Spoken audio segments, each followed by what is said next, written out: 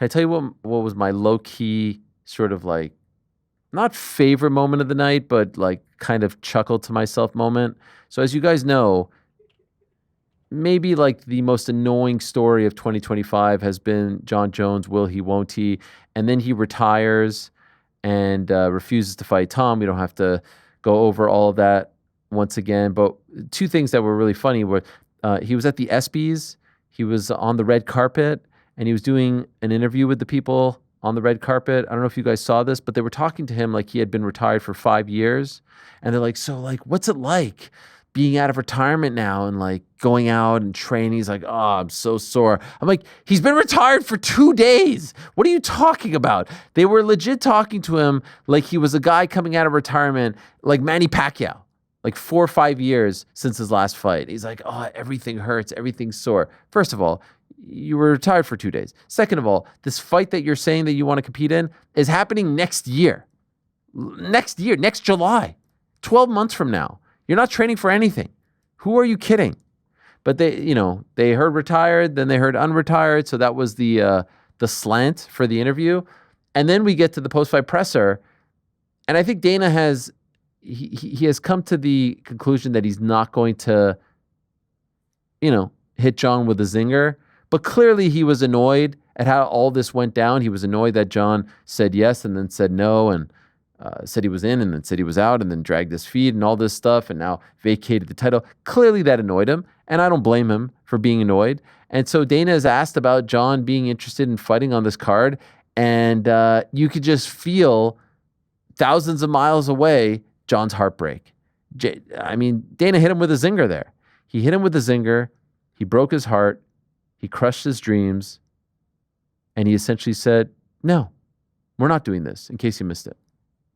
And I know you've got a lot of questions about the White House card potentially. Conor McGregor has said he's back in the pool with hopes of potentially fighting on that like a year from now. And then Nate Diaz said he would love to be the opponent. I know you've said that trilogy is something you could do anytime and it would make sense.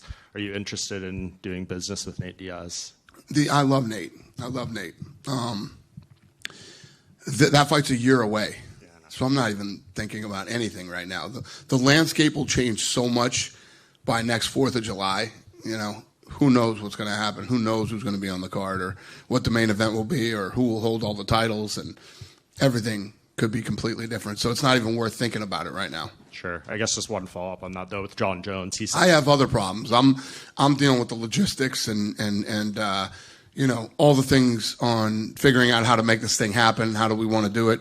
I'm going to fly out there in about 10 days, 2 weeks, and we'll have all the renderings done, sit down with him and go through the renderings and see what he wants to do and what he doesn't want to do. Yeah, Jon Jones says he wants to be on there too, and he says he would fight whoever the champion is at that time.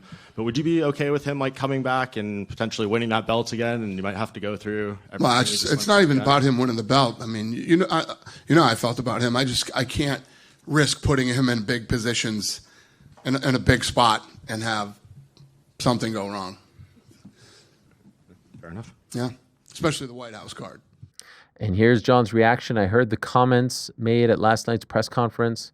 Well, I was a little disappointed. I'm still in the UFC's drug testing pool. Did he ever leave? Is there even one? What is this testing pool thing? Amanda Nunes saying that she wants to buy. Is it a real thing? Who knows? Staying sharp and continue to train like a professional. I'll be ready for whatever comes next. Where was this energy a month ago?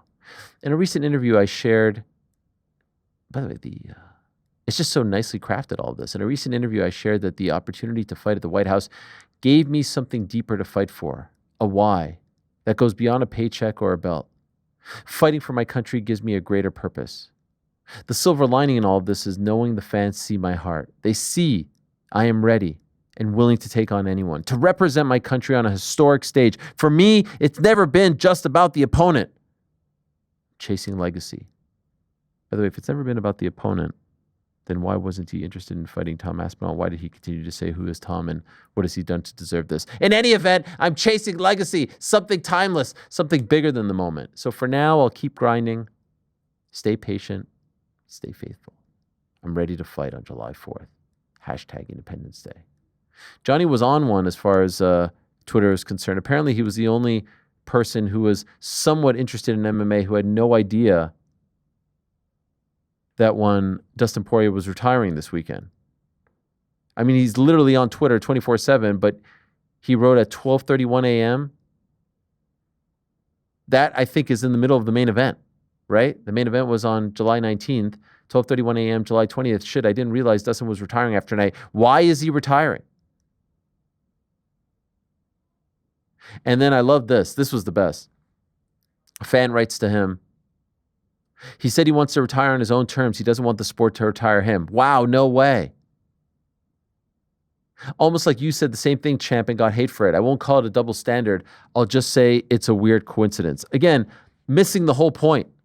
Failing to realize, and did offer some congratulations to Dustin, failing to realize that the issue here wasn't him retiring, not retiring, go out on his terms, not let the sport retire him. It was that he was holding up a whole weight class. He was holding up a whole division. And he was holding up one guy for a very long time from realizing his own dreams. He still can't get that. If Jon Jones wasn't champion, like, is anyone calling for Conor McGregor to retire? Conor McGregor hasn't fought in 4 years. No one's saying, we demand you retire. No, it doesn't really matter if he retires or not, because he's not holding anything up. If he comes back, great. If he doesn't, great.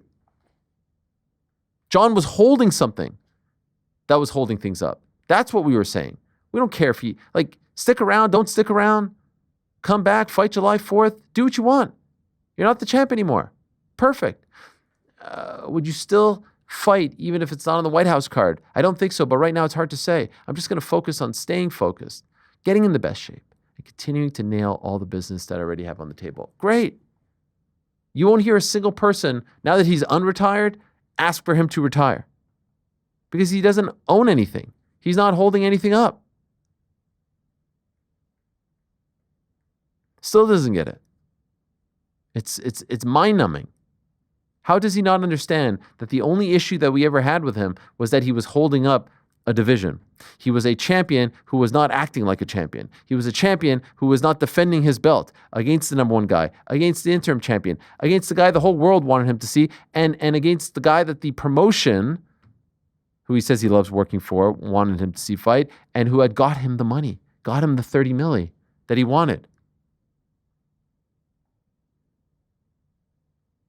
No one's calling for Alex Pereira to retire, not retire. He's not the champ. No one's calling for Conor to do the same, not the champ. That's the difference.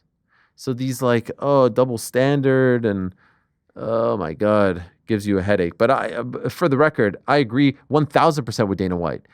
The White House card has to be with guys that you can count on.